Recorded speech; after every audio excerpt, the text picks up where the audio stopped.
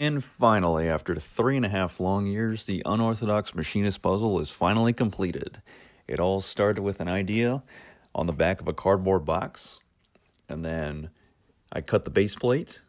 I milled all the edges all around the base plates such that the base plate is perfectly 6 inches by 6 inches. Yes, that is 6 inches and 0 thousandths on both sides. It is a 1/4 inch thick, and there are 35 tapped holes in the center portion with 8 more tapped holes around the edge for the borders. This took me 3 tries. This base plate you see in this video is the 3rd base plate that I made. The other 2, my measurements were off, and the 35 tapped holes in the center portion were not perfectly straight and lined up with each other. Next, we move on to the brass inserts. So you put these down such that the puzzle pieces with the T-slots cut into them can slide over the brass pieces to stay in their straight lines, their straight movements that they need to make as part of this puzzle. And also, if you try to pick up a puzzle piece, you would not be able to because of the design of these brass inserts. They allow the puzzle piece to slide over them, but you cannot pick the puzzle piece up and out because that would defeat the purpose of this complex, unorthodox machinist puzzle. And then we have the exit piece that was milled down on the sides on the top 3rd portion of it with the arrow drawn into it with the use of the milling machine.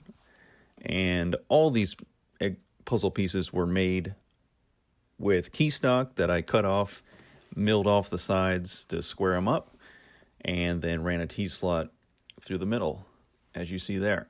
You have to run end mill through the that smaller thickness of the T-slot opening first, and then come in with the T-slot to make the bigger opening.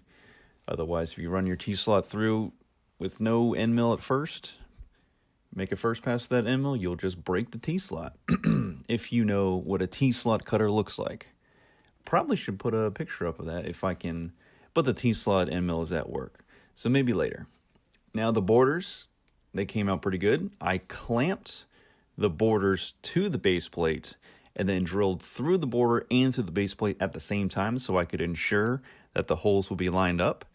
And once I did that, I came back with a countersink to make the countersunk hole you see in the borders, in the thicker borders, so I could put those countersink screws in there. Unfortunately, with the thinner borders, there were no countersink screws or flat top screws available in that size for those smaller 1/4 inch thick borders.